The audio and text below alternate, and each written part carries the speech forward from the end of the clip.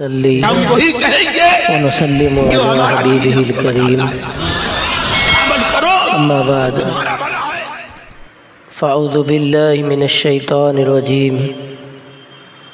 بسم اللہ الرحمن الرحیم درود پاک پڑھے اللہم صلی علی سیدنا مولانا محمد معدن الجود والکرم وآلہ وبارک وسلم صلاۃ و سلام علیک یا رسول اللہ وسلم علیک یا حبیب اللہ۔ معراج النبی صلی اللہ تعالی علیہ وآلہ وسلم کے متعلق بہت ساری باتیں کل آپ نے سماعت کی تھی، اور اس رات میں حضور اکرم صلی اللہ تعالی علیہ وسلم نے اپنے رب تعالی کا اپنے سر کی آنکھوں سے دیدار کیا۔ اس بات کو بھی بہت سارے محدثین کرام نے اپنی کتابوں میں دلائل کے ساتھ ثابت کیا ہے۔ حضرت امام احمد بن حنبل رضی اللہ تعالیٰ عنہ کے بارے میں ذکر کیا گیا کہ آپ سے کسی نے پوچھا تو آپ نے فرمایا کہ میں حضرت عبداللہ ابن عباس رضی اللہ تعالیٰ عنہما کے مذہب کا قائل ہوں کہ حضور صلی اللہ تعالیٰ علیہ وسلم نے خدا کو دیکھا، یعنی اتنی دیر تک وہ دیکھا کہتے رہے کہ ان کی سانس ٹوٹ گئی۔ یہ شفا شریف کی روایت ہے، صحیح بخاری شریف میں ہے۔ حضرت انس رضی اللہ تعالیٰ عنہ نے شریک بن عبداللہ نے جو معراج کی روایت بیان کی ہے، اس کے آخر میں بیان فرمایا حتی جاء سدرۃ المنتہی ودنا الجبار رب العزت فتدلی حتی کان منہ قاب قوسین او ادنی، یعنی حضور صلی اللہ تعالی علیہ وسلم سدرۃ المنتہی پر تشریف لائے اور عزت والا جبار اللہ تعالی یہاں تک قریب ہوا اور نزدیک آیا کہ دو کمانوں یا اس سے بھی کم فاصلہ رہ گیا، یعنی اتنے قریب سے اللہ کے حبیب صلی اللہ علیہ وسلم نے اللہ تعالیٰ کا دیدار کیا ہے۔ بہرحال علماء اہل سنت کا مسلک تو یہی ہے کہ حضور صلی اللہ علیہ وسلم نے شب معراج میں اپنے سر کی آنکھوں سے اللہ تعالیٰ کی ذات پاک کا دیدار کیا ہے۔ اعلیٰ حضرت فرماتے ہیں اور کوئی غیب کیا تم سے نہاں ہو بلا، جب نہ خدا ہی چھپا تم پہ کروڑوں درود، یعنی جب حضور علیہ السلام سے اللہ رب العزت کی ذات پاک جسے دیکھنا کسی کے لیے ممکن نہیں ہے بیداری کے عالم میں، جب حضور نے اللہ ہی کو دیکھ لیا، پھر کائنات کی کون سی چیز ہے جو حضور کی آنکھوں سے چھپ سکتی ہے؟ کہ جب اللہ ہی نہ چھپا، کہ اللہ کا دیدار ہی سرکار علیہ السلام نے کر لیا، تو پھر کائنات کی کوئی چیز حضور کی آنکھوں سے پوشیدہ نہیں رہ سکتی۔ معراج کا جو واقعہ ہے کل کی مجلس میں انشاءاللہ تفصیلی آپ بیان سماعت کریں گے، مختصر آپ سن لیں کہ معراج کی رات سرکار علیہ السلام کو کس طرح اللہ تعالیٰ نے یہ مقدس سفر پر بلایا اور کس طرح آپ کو یہ عظیم تحفہ عطا فرمایا۔ معراج کی رات حضور اکرم صلی اللہ تعالی علیہ وسلم حضرت ام ہانی رضی اللہ تعالی عنہا کے گھر میں تھے، آپ کے گھر کی چھت کھلی اور حضرت جبرائیل علیہ السلام چند فرشتوں کے ساتھ نازل ہوئے اور آپ کو حرم کعبہ میں لے جا کر آپ کے سینہ مبارک کو چاک کیا گیا اور پھر آپ کے دل مبارک کو، قلب انور کو باہر نکال کر آب زمزم سے دھویا گیا، پھر ایمان و حکمت سے بھرے ہوئے ایک تشت کو آپ کے سینے میں انڈیل کر واپس سینہ بند کر دیا گیا، پھر آپ صلی اللہ تعالی علیہ وسلم براق جو ایک سواری ہے اس براق پر سوار ہوئے اور سوار ہو کر بیت المقدس تشریف لے گئے۔ براق کی تیز رفتاری کا عالم علماء فرماتے ہیں کہ اس کی تیز رفتاری، اس کی اسپیڈ کا عالم یہ تھا کہ اس کا قدم وہاں پڑتا تھا جہاں اس کی نگاہ کی آخری حد ہوتی تھی۔ ایک قدم یہاں ہے تو ہمارا دوسرا قدم اس کے آگے ہی پڑتا ہے، لیکن براق جو سواری تھی اس کی تیز رفتاری اور اسپیڈ کا عالم یہ تھا کہ اس کا ایک قدم یہاں ہے تو دوسرا قدم اس کی نگاہ کی آخری حد جہاں ہے وہاں پڑتا تھا، یعنی زمین سے اگر آسمان کی طرف براق دیکھے تو ایک قدم زمین پر ہے تو دوسرا قدم آسمان پر ہے، اتنی اسپیڈ والی سواری ہے۔ بیت المقدس پہنچ کر براق کو آپ نے اس حلقے میں باندھ دیا جہاں انبیاء کرام نے اپنی اپنی سواریوں کو باندھا تھا اور انبیاء کرام اپنی سواریوں کو باندھا کرتے تھے۔ پھر آپ نے تمام انبیاء اور رسول جو اس مسجد میں، مسجد اقصی میں حاضر تھے، ان تمام انبیاء کرام علیہ الصلوۃ والسلام کی امامت فرمائی۔ سارے انبیاء مقتدی ہیں اور سید عالم انبیاء کے امام ہیں۔ یہاں بھی اللہ تعالیٰ نے آپ کی شان اور عظمت کا ڈنکا بجایا کہ سارے انبیاء کا آپ کو امام بنا دیا۔ یہاں سے یہ بات بھی ظاہر ہو گئی کہ موسیٰ علیہ السلام کی فضیلت اپنی جگہ، عیسیٰ علیہ السلام کا رتبہ اپنی جگہ، آدم علیہ السلام کا مقام اپنی جگہ، ابراہیم علیہ السلام کا مرتبہ اپنی جگہ، لیکن سارے انبیاء میں جو افضل ہیں وہ تو ہمارے آقا ہیں۔ سارے انبیاء کے جو امام ہیں وہ تاجدار مدینہ صلی اللہ علیہ وسلم ہے۔ تو تمام انبیاء کرام کی امامت فرمائی اور اس کے بعد اللہ کے نبی صلی اللہ تعالی علیہ وسلم حضرت جبرائیل علیہ السلام کے ساتھ پہلے آسمان پر تشریف لے گئے۔ پہلے آسمان میں حضرت آدم علیہ السلام سے ملاقات ہوئی، دوسرے آسمان میں حضرت یحییٰ علیہ السلام اور عیسیٰ علیہ السلام سے ملاقات ہوئی،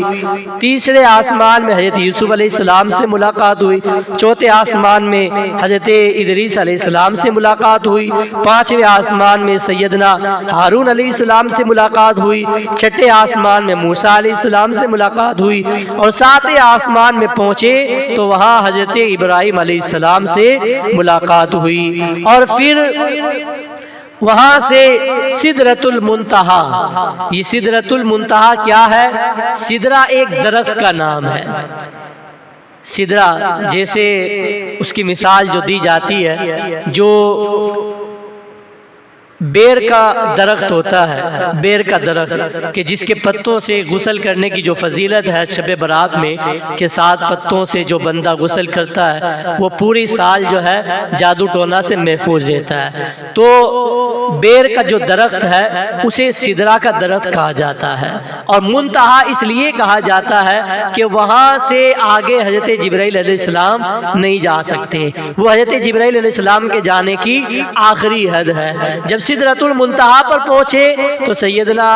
جبرائیل علیہ السلام جو فرشتوں کے سردار ہیں، وہ سید الملائکہ ہیں، انہوں نے سرکار کی بارگاہ میں عرض کی، یا رسول اللہ یہاں تک میری آخری حد ہے، اب یہاں سے اگر جبرائیل ایک بال کے برابر بھی آگے بڑھا تو اس کے سارے بالوں پر جل کر راکھ ہو جائیں گے، یہاں سے آپ اکیلے تشریف لے جائیں گے۔ سید عالم صلی اللہ تعالی علیہ وسلم وہاں سے اکیلے تشریف لے گئے عرش اعظم پر اور پھر عرش اعظم سے بھی اوپر جا کر اللہ تعالیٰ کا دیدار کیا، لامکاں پر تشریف لے گئے اور وہاں اللہ رب العزت نے اس رات میں اپنے قرب خاص میں اپنے حبیب صلی اللہ علیہ وسلم کو بلا کر یوں تو بہت ساری بے شمار نعمتیں عطا فرمائی، ایسی نعمتیں کہ جن کو ہم شمار نہیں کر سکتے، لیکن 3 خصوصی طور پر ایسی نعمتیں اللہ رب العزت نے اپنے حبیب کو عطا فرمائی، ان میں سب سے پہلے سورہ بقرہ کی آخری 3 آیتیں، للہ ما فی السماوات و ما فی الارض وان تبدوا ما فی انفسکم او تخفوه یحاسبکم به اللہ فیغفر لمن یشاء ویعذب من یشاء واللہ علی کل شیء قدیر۔ یہ ایک آیت ہے، اس کے بعد آمن الرسول بما انزل الیہ من ربی والمؤمنون، یہ دوسری آیت، اس کے بعد لا یکلف اللہ نفسا الا وسعها، یہ تیسری آیت ہے جہاں سورہ بقرہ ختم ہوتی ہے۔ یہ آخری 3 آیات یہ اللہ کے نبی صلی اللہ تعالی علیہ وسلم کو اللہ تعالیٰ نے اپنے حبیب کو اپنے پاس بلا کر یہ پہلا تحفہ عطا فرمایا، اور دوسرا تحفہ اس امت کے لیے 50 وقت کی نمازیں عطا فرمائی، اور تیسرا تحفہ اللہ تعالیٰ نے اپنے حبیب علیہ السلام کو یہ عطا فرمایا کہ آپ کی امت کے ہر اس شخص کو بخش دیا جائے گا اور جنت میں داخل کر دیا جائے گا جس نے کفر و شرک نہ کیا ہو، یعنی چاہے کتنا ہی بڑا گنہگار ہو، اگر حضور کا امتی ہے، مسلمان ہے، چاہے بڑے بڑے اس نے گناہ کیے، بڑے بڑے اس نے جو ہے برے کام کیے، لیکن اس نے شرک نہیں کیا، کفر نہیں کیا، اللہ کی وحدانیت کا انکار نہیں کیا، رسول اللہ کی رسالت کا انکار نہیں کیا، تو وہ بخشا جائے گا اور اس کو جنت میں داخل کیا جائے گا۔ یہ عظیم خوشخبری بھی اللہ تعالیٰ نے اپنے حبیب کو اپنے پاس بلا کر اپنے قرب خاص میں عطا فرمائی۔ تو یہ 3 تحفے معراج کے آپ یاد رکھیں، سرکار علیہ السلام کو عطا فرمائے گئے۔ ایک تو اس امت کے لیے 50 وقت کی نمازیں فرض کی گئی، دوسرا یہ کہ سورہ بقرہ کی آخری 3 آیتیں دی گئی، تیسرا یہ کہ آپ کی امت کے ہر شخص کو بخش دیا جائے گا سوائے اس کے کہ جس نے شرک کیا ہوگا، کفر کیا ہوگا۔ شرک اور کفر کسی نے نہیں کیا اور بڑے بڑے گناہ کیے ہیں تو پھر بھی اللہ تعالیٰ اپنے حبیب صلی اللہ علیہ وسلم کے صدقے میں اس امتی کو معاف فرمائے گا، اس کی مغفرت فرما کر جنت میں داخلہ فرمائے گا۔ اب 50 وقت کی نمازیں جب فرض ہوئی تو سرکار علیہ السلام 50 وقت کی نمازیں لے کر پھر وہاں سے جو ہے جب چھٹے آسمان پر پہنچے تو حضرت موسیٰ علیہ السلام سے ملاقات ہوئی، واپسی پر ملاقات ہوئی، جاتے وقت بھی ملاقات ہوئی تھی، لیکن جب تحفہ لے کر واپس تشریف لا رہے تھے تو حضرت موسیٰ علیہ السلام سے ملاقات ہوئی۔ موسیٰ علیہ السلام نے پہلا سوال یہی کیا کہ رب تعالیٰ نے آپ کی امت کے لیے کیا تحفہ دیا ہے؟ میرے آقا نے ارشاد فرمایا میری امت کے لیے 50 نمازیں دی ہیں۔ موسیٰ علیہ السلام اپنی قوم کو دیکھ چکے تھے کہ یہ قوم جو ہے کبھی بھی اتنی نمازیں نہیں پڑھ پائے گی۔ موسیٰ علیہ السلام نے عرض کیا رسول اللہ میں جو ہے لوگوں کو پرکھ چکا ہوں اور میری امت کو میں نے دیکھ لیا ہے، وہ اتنی نمازیں اور اس طرح اللہ تعالیٰ کی عبادت نہیں کر پائی، تو آنے والی جو آپ کی امت ہے وہ بھی اتنی نمازیں ادا نہیں کر پائے گی، آپ واپس جائیں اور نمازیں کم کرا کے آئیں۔ سرکار علیہ السلام واپس اللہ کی بارگاہ میں حاضر ہوئے، 5 نمازیں کم ہوئی، پھر واپس آئے، پھر موسیٰ علیہ السلام نے واپس بھیجا، پھر واپس گئے، 9 مرتبہ سرکار علیہ السلام گئے اور واپس آئے۔ اب آپ اندازہ لگائیں موسیٰ علیہ السلام بار بار واپس کیوں بھیج رہے تھے؟ موسیٰ علیہ السلام کے اس میں کیا فائدہ تھا؟ فائدہ یہ تھا کہ وہ موسیٰ علیہ السلام نے جب رب تعالیٰ کی بارگاہ میں عرض کیا تھا رب ارینی انظر الیک، اے اللہ میں تجھے دیکھنا چاہتا ہوں، تو رب تعالیٰ نے فرمایا تھا لن ترانی، اے موسیٰ تم مجھے نہیں دیکھ سکتے۔ اب موسیٰ علیہ السلام نے موقع پا کر معراج کی رات میں یہ طے کر لیا کہ میں تو اللہ کو نہیں دیکھ سکتا، لیکن جو اللہ کا حبیب بار بار اللہ کو دیکھ کر آ رہا ہے میں ان آنکھوں کو بار بار دیکھ لوں جو آنکھیں بار بار اللہ کو دیکھ کر آ رہی ہیں۔ تو موسیٰ علیہ السلام اس لیے بار بار واپس بھیج رہے تھے کہ واپس حضور تشریف لے جائیں اور پھر تازہ اللہ کا دیدار کر کے واپس آئے اور پھر میں حضور کا دیدار کر لوں۔ کس کو دیکھا یہ موسیٰ سے پوچھے کوئی، آنکھ والوں کی ہمت پہ لاکھوں سلام۔ تو سیدنا موسیٰ علیہ السلام کا اس امت پر بہت بڑا احسان ہے یہ جو نمازیں کم کرائی ہے نا، یہ ہم پر بہت بڑا احسان ہے حضرت موسیٰ علیہ السلام کا۔ اگر موسیٰ علیہ السلام حضور علیہ السلام کی بارگاہ میں نماز کم کرانے کے لیے عرض نہیں کرتے تو سرکار واپس نہیں جاتے، اور آج 50 نمازیں ہمیں پڑھنی پڑتی، آج 5 ہی ہمارے بھائی نہیں پڑھ پاتے۔ 5 نمازیں ہم پر بھاری پڑ جاتی ہیں اور ہم نہیں پڑھ پاتے، تو سوچو کہ 50 ہوتی تو کس طرح ہم انہیں ادا کر پاتے۔ یہ اس امت پر حضرت موسیٰ کلیم اللہ علیہ السلام کا بہت بڑا احسان ہے کہ انہوں نے نمازیں کم کرائی، لیکن ثواب کم نہیں ہوا۔ اللہ تعالیٰ نے ارشاد فرمایا تھا، اے محبوب لے جاؤ یہ 5 نمازیں، تیری امت 5 نمازیں پڑھے گی، میں ثواب 50 کا عطا فرماؤں گا۔ آج بھی اگر کوئی مسلمان 5 وقت نماز کا پابند بن جاتا ہے تو نمازیں تو 5 پڑھتا ہے، لیکن ثواب اسے 5 کا نہیں 50 کا دیا جاتا ہے۔ اس امت پر اللہ کا کتنا بڑا احسان ہے، کتنا بڑا کرم ہے، یہ اللہ کا فضل ہے۔ تو آپ کل کی مجلس میں ضرور اپنے دوست و احباب کے ساتھ، اپنے بچوں کے ساتھ ضرور یہاں پر حاضر ہوں، اور ساری تفصیل اور واقعہ معراج اور پھر میلاد مصطفیٰ جو یہاں بیان کیا جائے گا، پھر انشاءاللہ ہم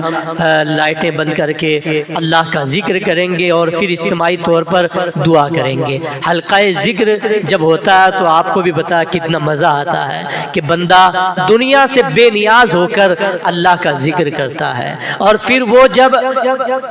لائٹیں بند کر کے اندھیرے میں جب اللہ کی بارگاہ میں ہاتھ پھیلا کر عاجزی اور انکساری کے ساتھ اللہ کی بارگاہ میں روتا ہے، گڑ گڑاتا ہے، تواضع پیش کرتا ہے، تو جو بندہ رب کی بارگاہ میں روتا ہے، گڑ گڑاتا ہے، عاجزی کے ساتھ پیش آتا ہے، اللہ کو ایسا بندہ بڑا ہی پسند ہے۔ تو کل انشاءاللہ ہم ذکر و دعا بھی کریں گے، اور ساری رات انشاءاللہ ہم تسبیح و تہلیل کریں گے، قرآن پاک کی تلاوت کریں گے۔ سونے کے لیے تو بہت ساری راتیں ہیں، باہر گھومنے کے لیے بہت ساری راتیں، لیکن کل کی رات کو آپ موقع ہاتھ سے نہ جانے دیں، غنیمت جانے، یہ انمول رات ہے۔ ایسی راتیں بار بار نہیں آتی ہیں۔ آج پچھلے سال بہت سارے ہمارے بھائی شب معراج میں ہمارے ساتھ تھے، لیکن وہ کل کی رات نہیں پائیں گے۔ ہو سکتا ہے کہ کل کی رات ہم پا لیں، اب آئندہ زندگی میں ہمیں شب معراج ملے یا نہ ملے اس کا بھی کوئی بھروسہ نہیں ہے۔ تو ہر آنے والی رات کو، مقدس رات کو ہمیں غنیمت جاننا چاہیے، اور اسے جو ہے اللہ کی یاد میں گزارنا چاہیے، عبادت میں گزارنا چاہیے۔ اور کل کا جو روزہ ہے اور پرسوں کا روزہ ہے، یہ دونوں روزے بھی آپ رکھنے کی کوشش کریں۔ آج صبح سحری آپ کریں، اور کل پیر کا دن ہے اس میں بھی آپ روزہ رکھیں، اور پرسوں منگل کا دن ہے اس میں بھی آپ روزہ رکھیں۔ ان روزوں کی بھی بہت فضیلت ہے۔ یوں بھی ماہ رجب کے ہر دن آپ جب بھی روزہ رکھتے ہیں اس کے بارے میں حدیث پاک میں فرمایا گیا کہ ماہ رجب میں جب کوئی روزہ رکھتا ہے تو 1 دن کا روزہ 1 مہینے کے روزے کے برابر ہے۔ بندہ روزہ تو 1 رکھتا ہے لیکن اللہ اسے 30 روزوں کا ثواب عطا فرماتا ہے۔ تو اس لیے کل بھی آپ روزہ رکھنے کی کوشش کریں، اپنے گھر میں اپنی ماں بہنوں سے بھی کہیں، انہیں بھی روزہ رکھنے کی تاکید کریں، اور کل کی رات اپنی ماں بہنوں سے یہ بھی کہیں کہ کل وہ جاگ کر بیداری کے عالم میں اللہ کی عبادت میں گزاریں، تسبیح و تہلیل میں گزاریں، قرآن شریف پڑھ کر گزاریں، اور ذکر و اذکار میں کل کی رات کو گزاریں۔ اللہ تعالی ہم سب کو عمل کی توفیق عطا فرمائے۔ استغفر اللہ ربی من کل ذنب واتوب الیہ۔ بسم اللہ الرحمن الرحیم۔ اللہم صلی علی سیدنا مولانا محمد معدن الجود والکرم وآلہ وبارک وسلم، صلاۃ و سلاما علیک یا رسول اللہ۔ اللهم ربنا آتنا في الدنيا حسنة وفي الآخرة حسنة وقنا عذاب النار وقنا عذاب القبر وقنا عذاب الحشر وقنا عذاب الدارين اللهم رب ارحمهما كما ربياني صغيرا اللهم رب اغفر وارحم وأنت خير الراحمين إن الله وملائكته يصلون على النبي يا أيها الذين آمنوا صلوا عليه وسلموا تسليما اللهم صل على سيدنا مولانا محمد معدن الجود والكرم وآله وبارك وسلم صلاة وسلاما عليك يا رسول الله سبحان ربك رب العزة عما يصفون وسلام